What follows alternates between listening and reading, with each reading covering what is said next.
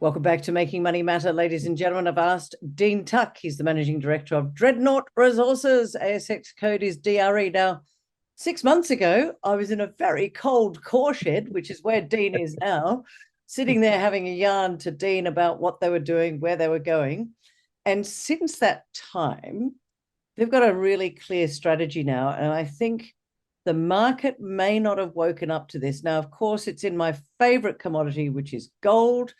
And we're going to talk about their project, which is the Star of Mangaroon. We've spoken about it before.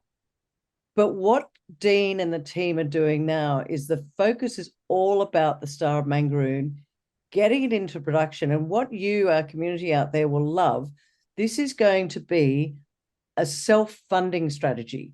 So that's really important for everyone to know, because that means there's not so much dilution for shareholders. And also, you all know my thoughts on precious metals going forward into 25, 26 and beyond. In my opinion, there's other things to get involved with as well, but I really love gold. I'm known as that gold lady. And, Dean will actually be over on the East Coast in March at the Gold Coast Gold event, where I'm sure there will be more to talk about. But I really wanted, before Christmas, to talk to you, Dean, about the strategy, and it's important for our audience also to know that board and management own 15% of this company. So you're in lockstep with shareholders. You are, dare I say, it's in your best interest to make sure that this goes absolutely, gives, I guess, value for shareholders going forward. And we've talked in the past, you've got other projects, but those projects you've explored, you've found, but that's for other people to take forward, because your focus now is Star of Mangaroon. Talk to us as we come into the Christmas period. Crazy. Can't believe it was July that I last spoke to you. But talk to us about why the Star of Mangaroon has got so much attention, why that one is going to be the focus going forward. Thank you, Kerry. And there's quite a few things to chat about there. Yes. So the Star of Mangaroon, as I said at our AGM recently, the Star of Mangaroon is in and of itself not a life-changing opportunity, but it is an opportunity for us to change our lives. And that is, it is a high-grade resource near surface. So we've just proven up around 23,000 ounces at 12, 14 grams per ton, depending if you use a top cut or not. And that can go into a nice open cut. We have ongoing discussions with Paulson's Mill up the road with Black Cat, where we can look at getting that Star of Mangaroon ore up to Paulson's and start getting some cash flow into Dreadnought to then feed back into our exploration as a company. And I think since we've had that massive success on the back of the critical metals, which has seen us, critical metals prices have been dropping, but that entire time the critical metals were running at Dreadnought, we were planning for our future and accumulating the Star of Mangaroon and all of the ground around it.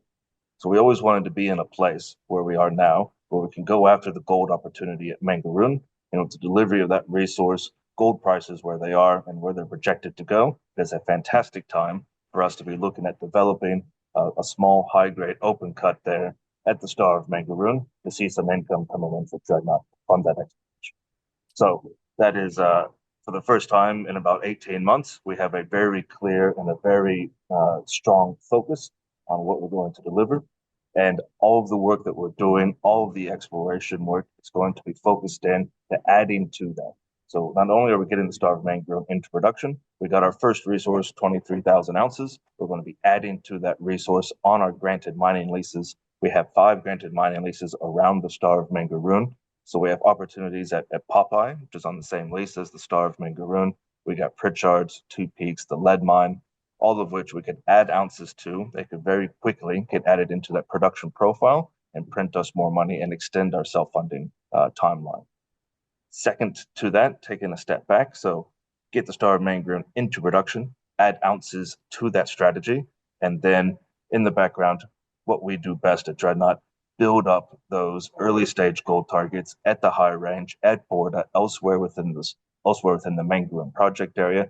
We have over 5,000 square kilometers of ground there, and we'll be generating those targets, defining those targets, so that when production starts second half next year, we have drill targets ready to go, cash flow coming in, and we're funding our big discoveries with our own cash flow And that's really going to hopefully be what is our life-changing opportunities.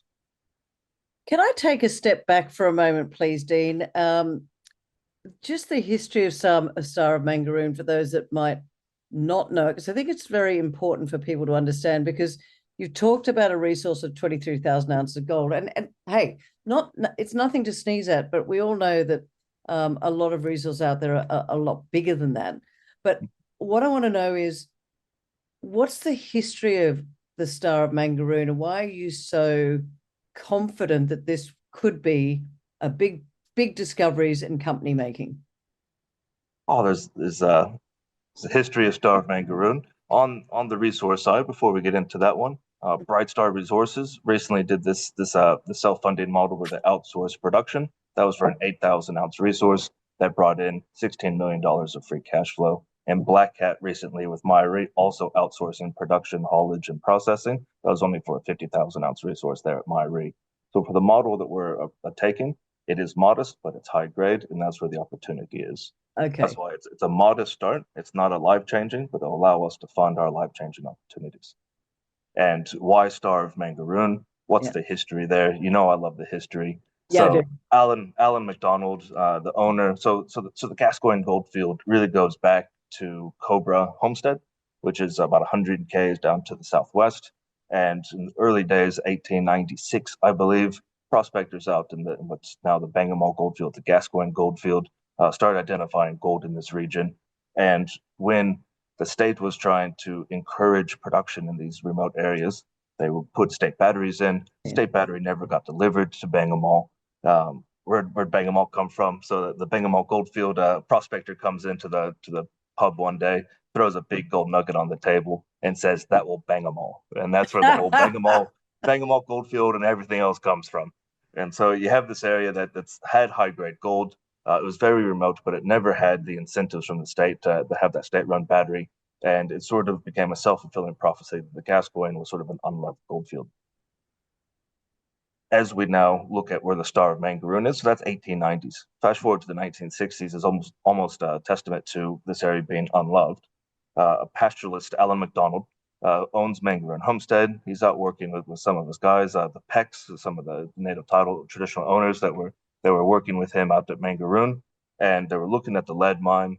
They were actually looking at galena opportunities, and then when they took some of that galena down to Northampton in order to get processed down there, an ounce of gold was coming out of these rocks. And so that turned Alan McDonald and the rest of them onto, oh, there's potentially a gold opportunity here that we can develop and exploit ourselves. And they started looking at the extensions of the lead mine. And that's when they stumbled upon what is now called the Star of Mangaroon. It was a very different looking rock. You didn't have big chunks of galena. It just looked like a quartzite. But when they dollied that rock up, it was running 3 to 9 ounces to the ton. It was extremely high grade, lots of free gold, and that's essentially started what became a one man show. I believe Eddie Munns was a partner that Alan McDonald brought in, and they was essentially what was a one man show, digging up and producing and sinking a shaft at the Star of Mangaroon. And at that stage, again going back to never having a battery nearby, not having the processing facilities nearby, they had to haul that ore all the way to Meekatharra in order for that to be processed. And at that point in time, that How far trucking is that? Sorry, Dean, how far would that have been? 500 Ks, five, Oh, 600 wow. kilometers. And Okay. it cost them an ounce of grade paid for that transport. Okay. So that was it was a very high grade opportunity. It trucked. They did that for quite a few years, and it's been this opportunity that's discovered and developed by the pastoralists. There's been a couple of companies that have put a few holes in the top immediately around the Star of Mangaroon, but then there hasn't been that systematic exploration elsewhere. You have these other mining leases which have very limited drilling on them, yet gold has been produced in the hundreds and thousands of ounces. And so we see that as it's a fantastic history. There's proof of high grade mineralization, and for the area that we're looking at, where we have the Paulson's mill, spare capacity up the road, if we can find more of these high grade opportunities, then we have an immediate processing opportunity up the road. And a lot of them are on granted mining leases already, which is a very a big tick. So that's 5 granted mining leases that we have there. And we're very excited to get drilling on those, find the extra ounces, and add to that Star of Mangaroon resource, which is only in the top 110 meters. So that resource is only in the top 100 meters of surface. We have targets to test at depth and along strike. And of course, Popeye, which was 500 meters just to the south of Star of Mangaroon. We put the first holes into that this couple months ago. And we got something like 2-3 meters at 26 grams per ton from just 13 meters down. So more near surface, high grade gold. Where did Popeye come from? Another fantastic story. When they were looking at sinking a water shaft, a water well to provide for the Star of Mangaroon, they actually sank it, and it happened to go down this quartz vein running an ounce per ton. And so while sinking a water shaft, they discovered more gold. We put the first drill hole into that. That's come back with quite high grade near surface. So we're looking forward to putting more holes into that. That just underscores the opportunities that we think are there to add ounces from the existing mining leases to add to that Star of Mangaroon resource. It's just a start. And we have KPIs, LTIs, just approved at our AGM, where we're committing to we get rewarded if we deliver 100,000 ounces at greater than 3 grams by the end of next year. 250,000 ounces by the end of 2026, and 400,000 ounces by the end of 2027. So there's going to be very strong focus on delivering gold ounces. All right. So in terms of this Star of Mangaroon, a lot of companies out there that I look at and speak to, they do a lot of exploration. They do a lot of building that resource, if you like. You've got a resource that's out, but you've decided that what you want to do is get into production with this small resource so that you can self-fund it. Was there a deliberate reason behind that? And I'm going to get a bit cheeky here and say, is that partly because you guys own 15% of this company, so you don't want to dilute yourselves too much? Well, look, not only do we own 15% of the company, we own that by putting money in. So it's not like we gave ourselves 15% of the company. Yeah, fair enough. Board and management, we've put in $6.8 million of funds raised to date. That's over 10% of all funds raised has been put in by board and management, and that's going all the way up to 10 cents. On an average cost, our board and management right now, we're underwater at these prices. And so we are very motivated to get the share price back up. And also in the tight capital market, like it has been for the last 2 years for the small cap side of things, we want to be able to take control of our own destiny and take that forward so that we can get that share price back up, start printing some money, and see where we go with that. I love the way you say start printing some money. Gold is money. Everything else is currency, Dean Tuck. That is correct. That is correct. I guess one of the things that I look at is, look, your share price has been, I guess, under a little bit of pressure. What are you putting that down to? Is it just the small cap sector, or do you think that people got a little bit confused because you had other projects and now you've got an absolute focused strategy? Do you think that's going to change? Because at one stage, your share price was 11 cents, your market cap was 10 times bigger. I just want to understand what you think that pressure under your share price, because my audience out there, they're looking for opportunities. And by the way, ladies and gentlemen, not financial advice. Pick up the phone and speak to Dean, or do your own research and have a look. And on their website, there is a 15-minute interview that Dean did. I think that was at your AGM, plus their latest presentation. But I just want to understand where that sort of shareholder values, because that price has been under pressure, that shareholder. Yes. No, it has been under pressure. It has been a very rough 2 years for us here at Dreadnought, as well as our shareholders. Perseverance and resilience is the message we're trying to get across to ourselves each morning.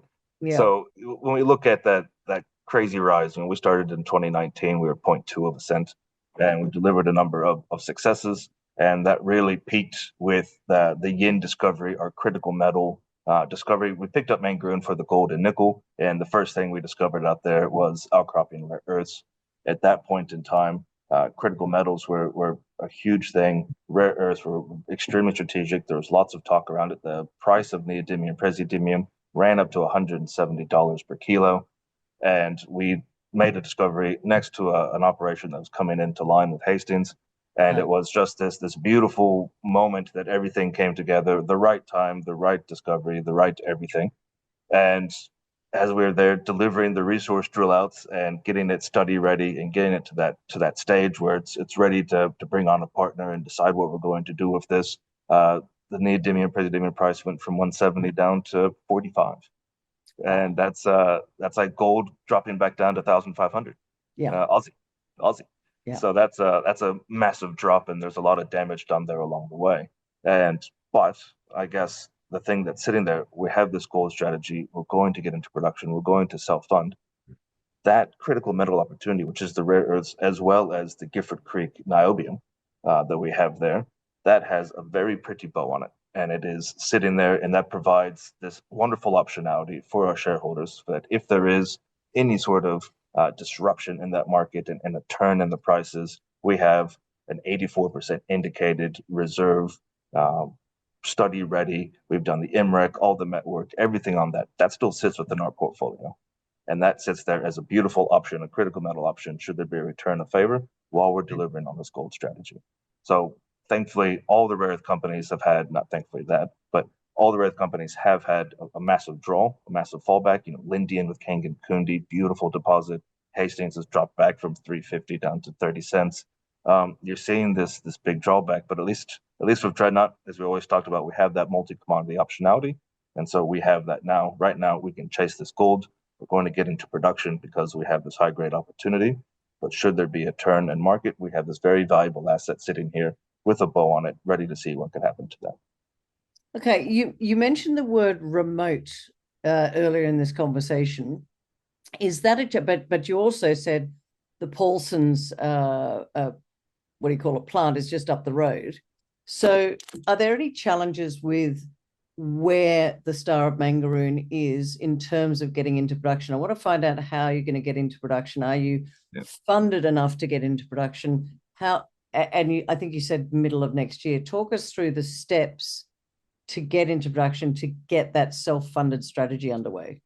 Yep. And again, going back to recent examples, what Black Cat's done at Myrene and what Brightstar did as well with some of their projects. So we're looking to bring in a partner who will look to self-fund that development, haulage, and processing. So we have someone come in. So like Myrene, Black Cat with MMS, and like Brightstar did, we have a partner come in who have that expertise in building the mine, putting ore onto a truck and sending that to a processing mill. We'll find that partner, and then we'll do a 50-50 profit split or something along those lines in order to share the rewards of the opportunity. So it's for Dreadnought, that would be a capital risk-free pathway into production, and then a profit share on the backside. Don't want to do it all yourself? You feel like you need somebody that's got that sort of haulage and getting into production? Is that what's the rationale? I think so. There's two sides to that. One, building a mine is probably one of the number one ways a junior company goes bankrupt. So it is one of you're right.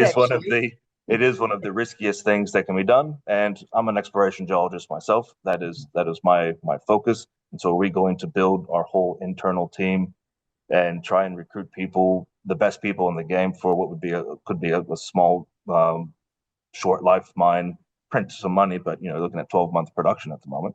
So are we going to recruit a fantastic A-grade team into Dreadnought to develop that? Or can we find someone that's an A-grade team that sees the opportunity, like you're saying with MMS and like you're saying with some of these other groups that are attracted to these high-grade opportunities near surface, and we can do a profit share and get going. They specialize in what they do. We specialize in what we do, and we can come together and share the profits of it. So again, getting it straight in my mind, you would profit share on that particular part of the process, but then where the value could be lying is in things like Popeye, close to surface, very high grade. So you go back to doing what you do best, which is keep exploring, keep finding, and keep building that resource. Is that? That's right. Add the ounces into that, add ounces that go into production on the existing IMs, and focus on then also delivering the big discoveries elsewhere within the project. And those big discoveries, because a lot of it you've said is close to surface, are you going to do some deep drilling? Do you think that there's the secret sauce quite deep? Because quite often the gold comes up from somewhere, doesn't it, Dean? Yes. And quite often at depth you can find a real good Christmas gift. That's right. No, there's lots of opportunities, and on the existing mining leases, we have shallow drilling and deep drilling to be done. Elsewhere across the project area, like at Borda and the High Range, we believe the work we're going to do is going to highlight outcropping gold. We do believe there's going to be that opportunity of finding near surface mineralization. And then once we get into these areas, we'll start chasing them at depth as well. And that's where you think the shareholder value will start to come. Because as I said before, right now the share price is just under 2 cents. I think it's 0.14014. So that, do you think that that's going to change people's understanding of how valuable this could get? Absolutely. I think getting the money that's going to come in, even with that 50% share price or 50% profit share, whatever that arrangement ends up being, that's going to bring in significant cash flow for our shareholders. We add ounces to that. That's just going to make that better and better. And when that money then gets that capital, will then be allocated towards our exploration, towards making what we believe is the big discovery sitting there at Mangaroon. All right, talk to us just quick before we run out of time. Talk to us about some of these exploration areas. Just give us a summary of what you, because we've talked about Star of Mangaroon, we've talked about that particular area. You briefly mentioned Popeye, close to surface, high grade. What else have you got out there? So all those is when that Star of Mangaroon camp area. We have two other big camps. So big camps are areas with good fluid flow, evidence of mineralization, and two areas that I'm very excited about. One is Borda, and the other one is High Range. So Borda is similar to Star of Mangaroon. It's around 10 to 15, 10 by 15 kilometers in area. It's quite a significant sort of a package.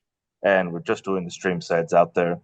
There is a historical outcrop sticking out there, some quartz veins sticking out of the ground that are running 100 grams per ton. This thing's never been followed up, so it was actually identified by Steve Elliott, one of my early bosses here in Australia, and I worked for Talisman. So when Steve was with Helix, they actually did the only work that's ever been done over Borda. There's some outcrops out there that we've been out in ground truthing recently that have produced rock chips over 100 grams, 15 grams, and whatnot, and that extends onto our ground. So we're very excited. That's an example of the sort of opportunities we're going to see out of Borda. There's proof of gold there already. There's been no work done there. So we're excited to see what comes up from that. Going over to High Range, that's a 60-kilometer long belt, very similar to the original Gascoigne Bangamon field. And there's reports of gold in there from all the pastoralists and prospectors over time. And we're extremely excited to get in there and do what will essentially be the very first gold work within the High Range, despite its lithostructural structural identity, identical to sort of the original Bangamon field. And some of our highest grades, some of the early stream sets we've gotten back are some of the highest grade stream sets we've received from the project area.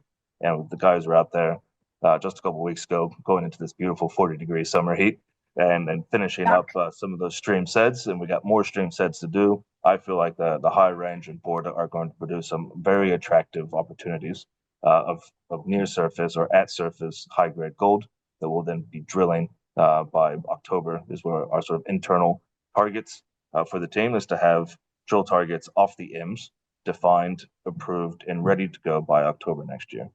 And we look forward to putting the drill holes into that as the Star of Mangaroon pit's in production. Can you do it about September? Because October is the Australian Gold Conference. If you could get it all sort of sorted out before October, that would be quite useful. Although that's right.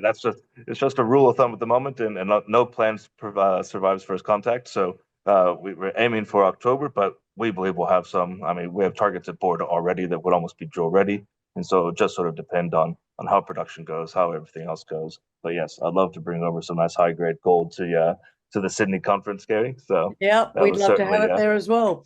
All right, let's wrap it up. Just if you could talk to our beautiful community, Dean, and tell them why they should be sitting up and taking notice of you as I speak to you in December of 2024, why they should sit up and take notice right now, what it is you're doing, which is really going to give them value going into 25. Why you should take notice of Dreadnought right now. We have a very real high-grade at-surface opportunity to see ourselves into production, become a self-funded explorer, fitting within the Mangaroon project, which will become our core focus project, which has delivered countless discoveries already. And we look forward to delivering the big gold resource, the big gold discoveries out there by the end of 2025. So there'll be lots of target generation while we're bringing production in line. So 2 streams of excitement there. And all the while, the reason why we ran up to the 400, 500 mil market cap before is still sitting there in the background as a free option carry as part of being part of Dreadnought. That critical metal opportunity is still sitting there as we look for partners there and a change in market sentiment. But in the meantime, we are owning our fortunes. We are taking control of our lives. We're going to get some high-grade gold into production, print some money, and make some discoveries in gold. There you have it, ladies and gentlemen. And I've said this to you before. One of the things that I think everybody should ask is, do you have skin in the game? Not only do they have skin in the game, they've put a sizable chunk of cash into this business. They are in lockstep with shareholders. Clear strategy. And what I like about this, ladies and gentlemen, is it's that self-funding strategy of getting this underway, but also being smart. These are exploration guys. They're going to bring in a partner to get into the mining production, which in some cases can take an awfully long time. But what they're doing is they're saying, we're going to be smart. We're not going to do all the infrastructure ourselves. We're not going to get into this big production ourselves. We're going to work with a partner. And I think that's key to them being able to get this self-funded strategy underway. So it's a pretty exciting time for Dreadnought Resources. As I said at the start, the ASX code is DRE. And the last time I spoke to Dean was in a very cold core shed, but I think it's a bit warmer there today. Happy Christmas to you, Dean. I think we might be seeing you at the Gold Coast Gold Conference in March. Is that correct? Or are you? I believe so. Absolutely. Okay, great. So hopefully a lot more information. And for those of you that don't know, Gold Coast Gold, 13th and 14th of March on the Gold Coast. We're bringing it directly to you so that you can understand, meet with people like Dean, and potentially ask him the questions that perhaps I haven't asked today. But for now, Merry Christmas, Dean. See you in 2025. Merry Christmas to you, Kerry. Absolutely.